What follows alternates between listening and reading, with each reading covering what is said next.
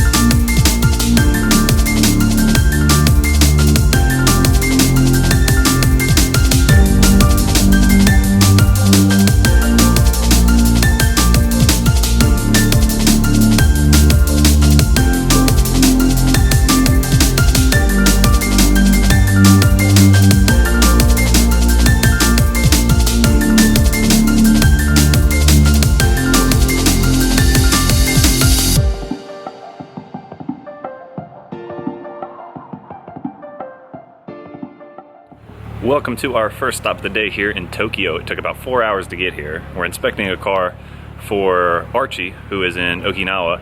He is going to be interested in this chaser back here, and Destan's going to do a full video on the Garage Defend channel checking out the chaser. We'll do a quick walk around right now just to take a look at it, but if you want to see a full video about this car, go over to his channel, the Garage Defend channel. All the links are in the description of every single video and in this video, so go have a look and check out the chaser. Quick walk around, you gotta go to his channel to see the whole video. But here's a look at it. It's a 1997, I believe. It's a really clean car. It sounds really good. But that's all you get on this channel. For now, we're gonna go check out some other cars. There's a Supra here. This one doesn't have a for sale sign on it, but I guess all these cars are for sale.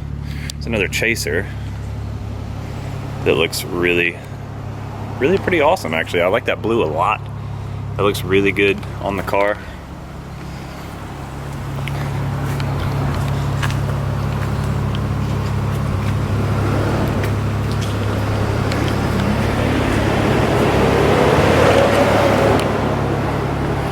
He's taken a bunch of detailed pictures for Archie so that he can get a good idea of what the car's condition is.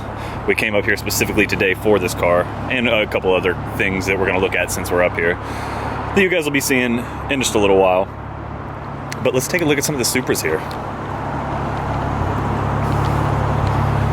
This dealership carries a lot of Supras. It's probably one of their main areas of expertise.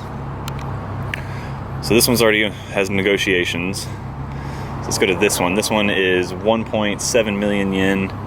It is a 1996 Supra SZ. The SZ is the NA version.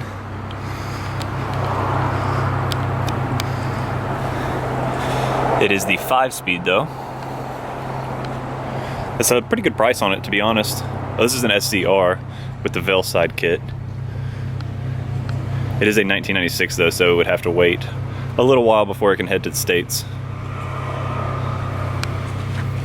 And moving on to the next Toyota Supra. Is that a Supra, bro?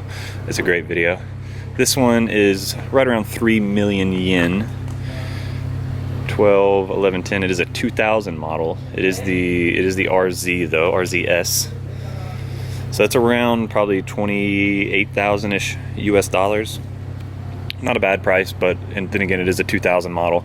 So we're not really seeing too much of a spike yet on the price for being USA import legal, and it is the automatic. I don't know, I'd have a tough time paying $28,000 for an automatic. I mean, I guess that's not far off though. That's not a bad price.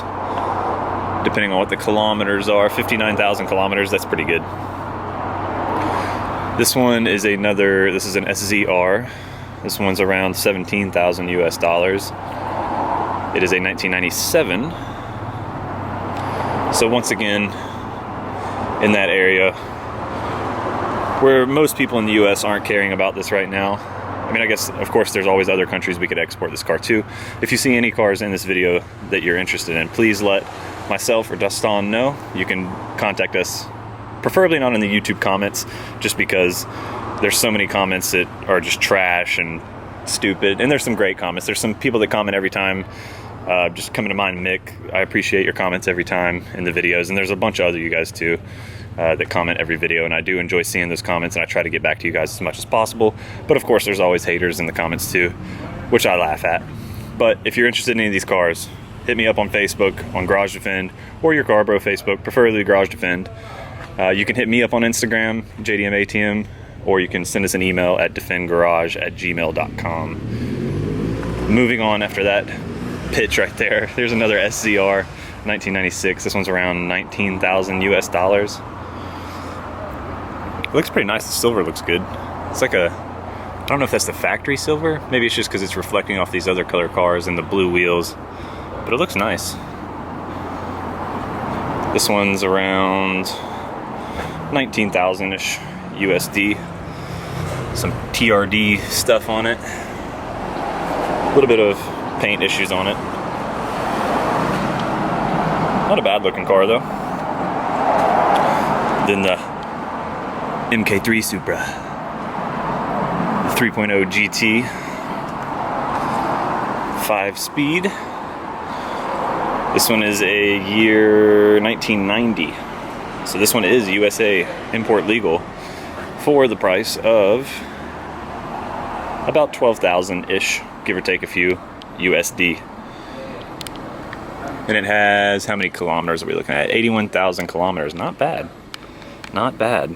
I'll take a closer look at this one since it is USA import legal. And I'm not hating on all you other countries, but USA is probably the biggest market right now, so that's just kind of how I refer to, and that's how, whenever I have the USA shop, it's what I'm thinking about. A few scratches here and there, little paint issue there, some cancerous in the paint. Pretty factory looking. The interior looks, the seats look a little dirty-ish, but not bad. That actually looks really nice. The Mark III Supras don't get quite as much love.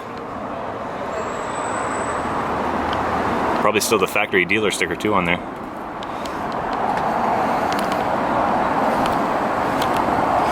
And then some 8.6s. Now these are nowhere near USA import legal, but they look pretty cool. So I might as well show them while we're here. And give you guys some price ideas. This one's a 2016 for around 18,000 USD, 79,000 kilometers. Big brake kit.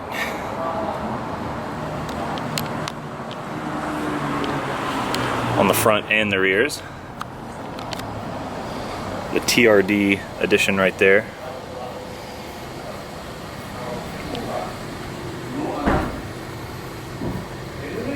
Actually looks really nice. And I really like this red one. This red one is a 2432 2012? 2012, I think. I guess maybe that's the first year they produced them over here. This one has 79,000 original kilometers, around 17,000 USD. It's got nice wheels, but it doesn't have that big brake kit. T37s.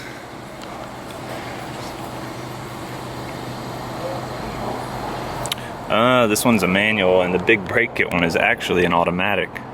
Very interesting.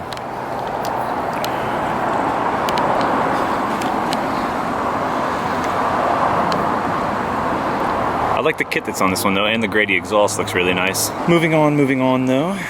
Another one, another red. Red's a good color for the 8.6 and Supras for that matter. 2013 around 18,000 US. Some carbon fiber lip on the front. And I'll just kind of skim through the rest. I don't want to spend too much time on the 8.6s. This is a 97 Supra SZ. 39,000 original kilometers. Wow, that's really low. This one's around 12-ish thousand US dollars. Good price for a Supra. But it is a 97 and it is an automatic. Not my taste in the automatic. I know some of you guys out there are looking for automatics sometimes. But then again, this one's not USA legal for a little while. Take a look at a couple of the cars we did miss. Another Chaser and another Supra over here. Got that big wang. This one's got a big brake kit on it. Now this one's locked up, but it doesn't have a price on it or a in negotiation sticker or anything. Looks like it is the 6-speeds. This one is an RZ, I believe. I guess we can look under here too. Yeah, it's the RZ model for sure, but I don't see any info on it, so it's probably not currently for sale. I'll have to check their website later and see. And there's another Chaser. This one's a 321 2001.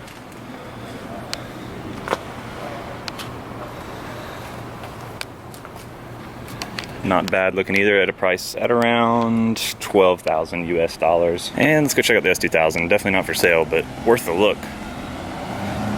I'm a big fan of the S2000s. This one's a little rough, but it also looks like it's been used to its purpose, if you know what I mean. Like, it gets driven, it gets enjoyed.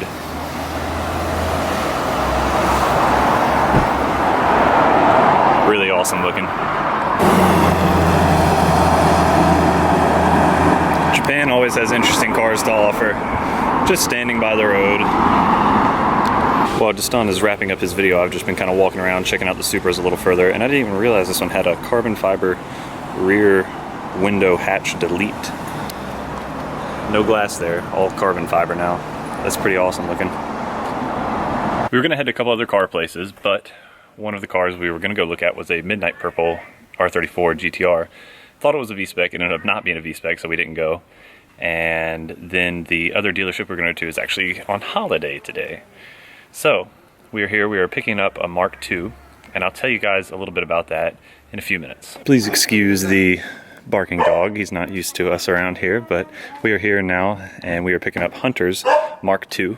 Hunter is US military, he was stationed in Japan, and his car was not old enough to go back to the States yet, so he left it here at his wife's grandparents' house, and we are here to pick the car up. We're going to take it to Nagoya.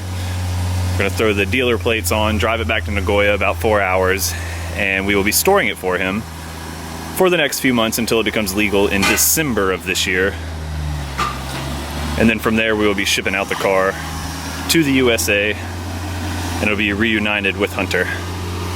Just another service that we offer at Garage Defend, storing cars and shipping cars for service members who couldn't quite take their babies back with them.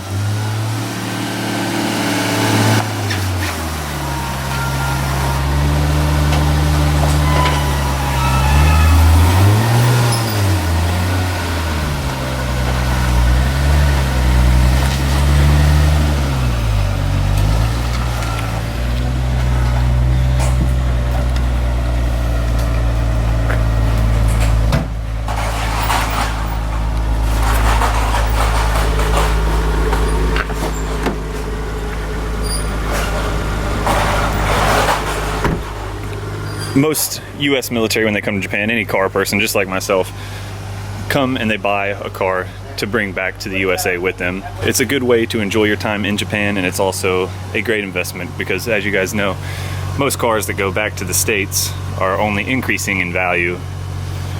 JDM sports cars, at least. GTRs, Supras, Mark IIs, Chasers, really everything increases in value when you bring it back to the States because of the desirability and the quality of the cars that are still here in Japan.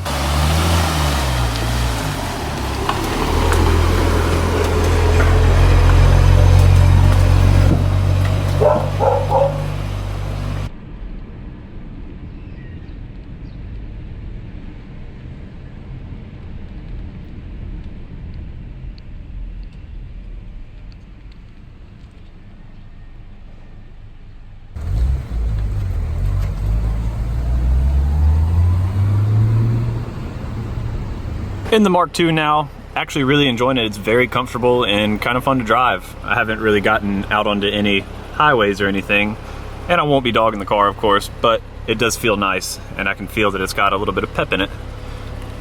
But I wanted to film just a little bit because I'm in the city, and I just kind of like to see these cool little garages. Leaf garage, a couple Mini Coopers sitting out front. Kind of just cool to see how things are done. Of course, it's focusing on the leaves and not the shop behind it.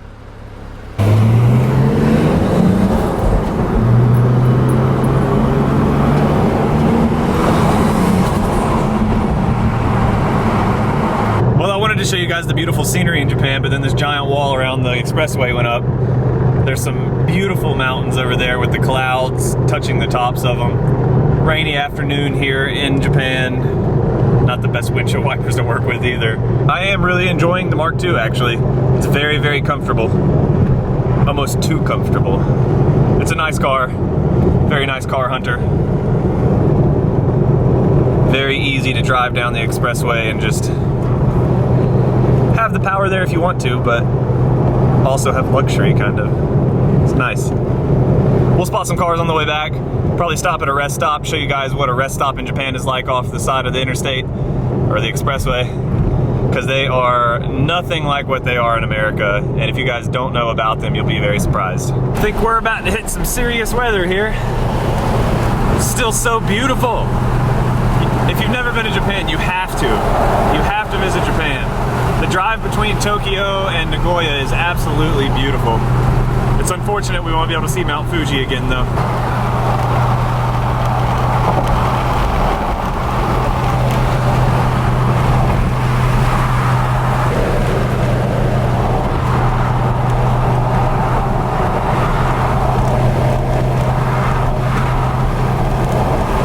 Why is it so dark on camera? It's the Evo wagon. Oh yeah, the Evo wagons are awesome. I wish we got those in the States.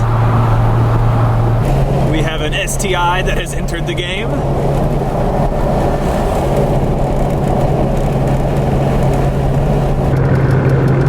STI. Beautiful scenery all throughout this drive.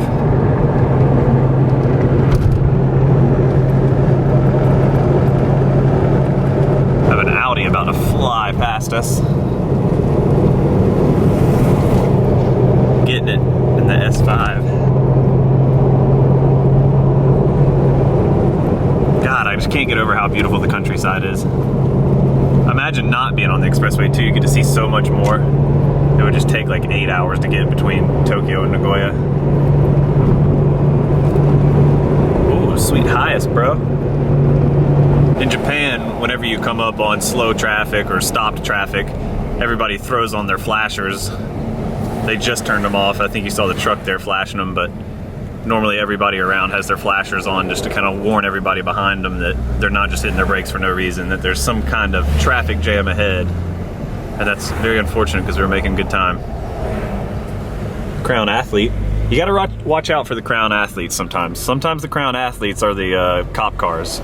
Sometimes there'll be an unmarked Crown Athletes and they'll get you. We are getting nowhere fast. I'm gonna use this opportunity as a teaching moment. I've mentioned it before, I think, in my videos. License plates. So the number on the top of the license plate, the 100, that designates how much basically you're gonna be paying in road tax on the vehicle. And I guess commercial vehicles, I don't know if they are always 100 or if it's just the size of the commercial vehicle. I imagine it's the size of the commercial vehicle. But then you have plates like the yellow one over there, which is getting too far away. Okay, let's do this white car right here.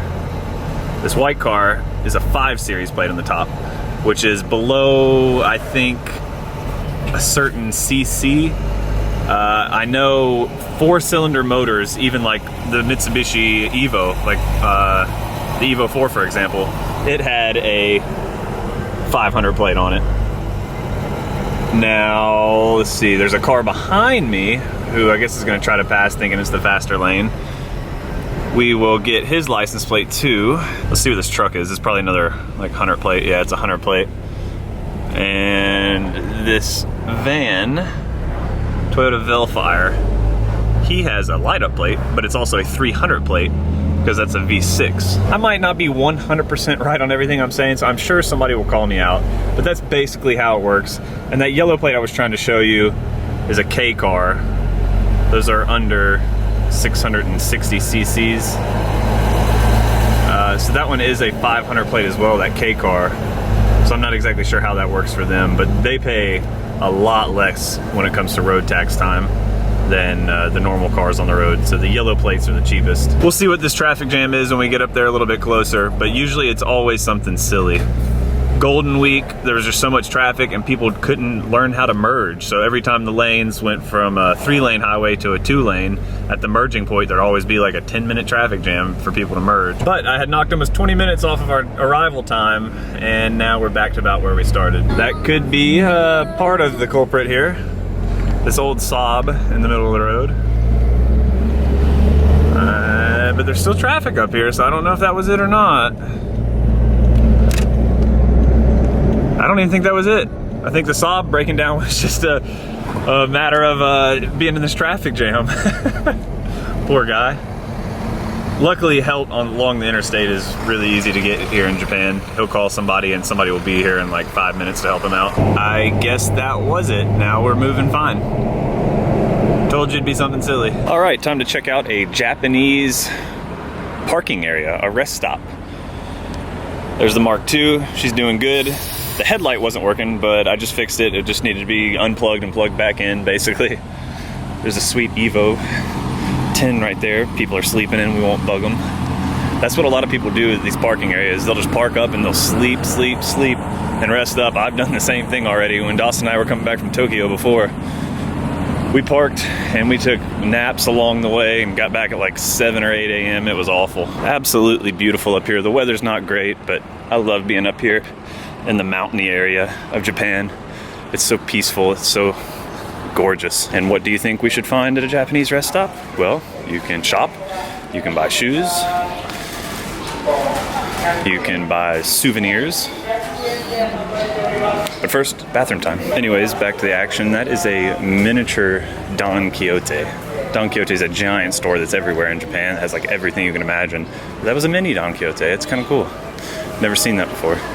Now these rest stops have full-on shops, full-on restaurants, any kind of food you can imagine. It's like a food court at a mall here. But I'm in a hurry. I would rather get back to Nagoya and eat some dinner. So we're just gonna stop at the convenience store. Today we're just gonna rock some mini stop food. Probably grab a sandwich or some kind of rice ball. While we're here, we gotta stop here and try to get Mason a new Kirby. Hopefully it's not one he already has.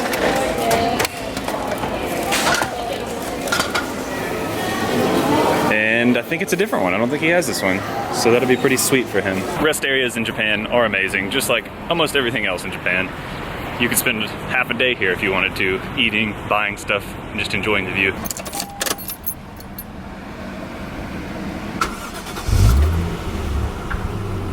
Before we get back on our journey, of course I went with a teriyaki chicken and egg salad sandwich.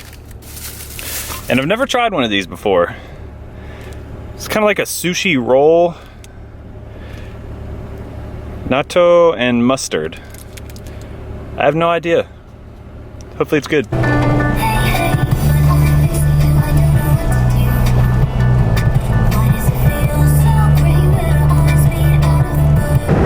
Was coming up on a supercar up here, and I guess it could be a supercar for Japan standards. Got a Chevy Corvette, boys. At least that's what it looks like from the back. Maybe I'm wrong. Oh yeah, that's a Corvette, all right. Some big red wheels. In 2 miles, keep right onto Shintome Expressway.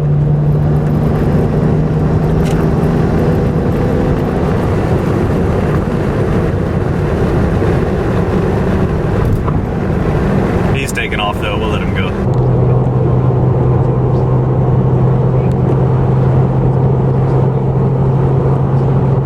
Just realized I I had a wrong setting on my camera, so hopefully the whole video wasn't ruined up until this, but now it's nice and bright and you guys can see. In a tunnel you guys can see. There's an Acura TL over there with some nice wheels. Man, I really hope this whole video wasn't ruined because of that. That's gonna be really awkward.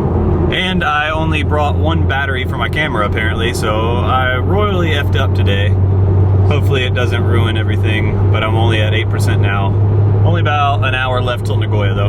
S15. Like, what do you see? Pretty sure that's the convertible one. Truck did this. Yep, sure is. That's pretty awesome. I think it's called the Varietta. Something like that. Nice colors in the sky with the sun setting. Kind of cool colors with the bridge. Just wanted to share a little beautiful side of Japan like I have been. And I finally caught back up to that Corvette too. He took off on me. I think he saw me videoing. Actually, that's a different Corvette. And the 350. Beautiful end to the day. Well, back at the shop. But another failure. I left my key to the shop in Destan's van, and he's about 20 minutes behind me.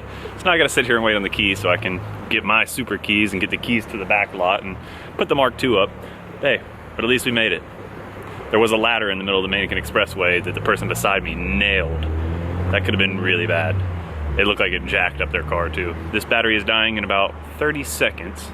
I'm gonna get the other battery when I go inside, and I'll probably take you guys to dinner. I think we're gonna go to the sushi go-around place. Back in the Supra, heading home. I do not understand who designed these trucks. That just cannot be that safe.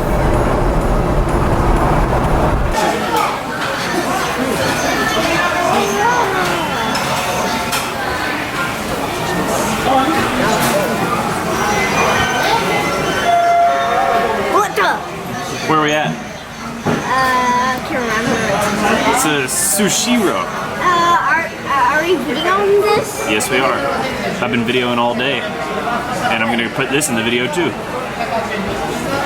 It's the same video made yesterday. The one that I made today still. This is a sushi go-around place. You can place your orders here, where you just placed a bunch of orders, or you can pick from something that just is coming around on the conveyor belt. If it is something for your table, it'll pop up on here, and it'll also be in one of these like red container type things. I think you're wrong, because these, they can be anybody's, but sometimes not. No, if it's in a bowl thing like that, it's anybody's. If it's just sitting right there like that plate, like that plate right over there, anybody can take that one.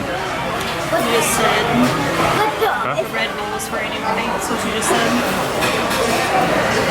No, those plates are for everybody. Red plates are for some. The Red Bulls are for people that ordered. Yes. The plates are for anybody can take. Yeah. Missed the fancy Oh, there we go. We got a lot of stuff coming. I'm gonna help you with this load, Mace. Okay. You take that one. Okay. And you take that one. It should be 2, 4, 5. Is that ours? I think so. All these? And then this one? Yeah. Not that one. Not that one. That's a shrimp. Yeah, I got the shrimp. Okay. And I got 2 of these. So this is what, salmon? Yeah, broiled salmon. Broiled salmon with, oh boy, I got my corn mayo salad and crab mayo salad. Mason, you can get that one? Another one right there. Get that one. You almost missed it. No, I didn't. I love these little corn mayo salad ones. Because if I was about to Delicious. miss it, it's okay because I'll just come back around. Maybe. Right there. Get those. Oh, that's yours. And the next one. Well, it's working.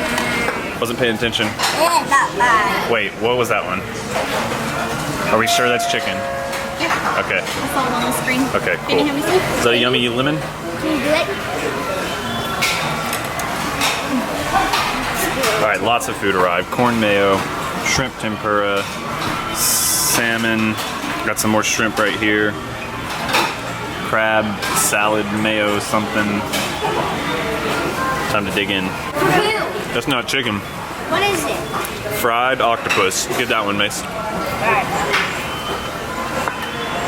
What the heck is fried up? You want to try some fried octopus? All finished up at the end. You stack all your plates, and they come over and give you your total, and you pay at the front. Pretty awesome place. We definitely enjoy coming here. And if you look at the screen, What does it say? it says thank you for your visit today. Good job. Back at the apartment, and look what's behind me. At my apartment, there's a Tommy Kira Impreza WRX STI, I guess. I don't know. I don't really know much about the Tommy Kiras. I'll do some research, and maybe we'll do a little video about it. But it's got a super sensitive alarm system on it, so I don't want to get too close. But eventually, I'll give you guys a little video about the car. We home. Mason's trying to learn some multiplication. Okay, it's gonna 6 then. Okay, do 6 4 times. Do it 6 times 4. I'll go close this video out, and we'll see if he gets the right answer. Come write the answer. Hope you guys enjoyed the video. It was a long one. We did a lot of stuff today. The chaser that we initially checked out, that's going to be probably a feature video on Deston's channel, the Garage Defend channel. Archie's probably not going to end up going with it. The car was really nice. The exterior looked pretty good. The interior looked okay. It was a little dirty. And the big thing that kind of kept him back from wanting to buy it, I just heard Mason, he just got it right. The big thing that kept him back from wanting to buy it was you could smell that it had been smoked in, and you could see some cigarette burns on the seat and a couple on like the pillar right near the driver's side. So I don't know, it might not have turned me off from buying it if I was in the market, but I can totally understand not wanting to buy a car that smells like smoke. If you guys are interested in that car, it will probably still be available for a little while. It was nice, like I said, but smoked in for sure. If you saw any other cars in the video you're interested in, let me know. We will help you out. That dealer does not export their cars, but we can. There's a couple cars there that were exportable, and we would be more than happy to work with you. Secondly, remember, if you're military in Japan and your car is too new to ship back with the military, or if you have a car in storage back home in the States and can't ship via the military, we can help. We got Hunter's Mark II all the way down here to Nagoya tonight. It did great, and I actually really enjoyed driving it. Very nice car, Hunter, and it'll be safe with us for the next few months until it ships off in December to you. So if you guys are military and need our services, please let me know. We'd be more than happy to assist, and I'm always down to help the military, because coming from military roots, it's kind of nice to be able to give back a little bit and help and try to make situations a little less stressful. But for now, it is time to get out of here. I hope you guys have enjoyed this video, and as always, thank you for watching.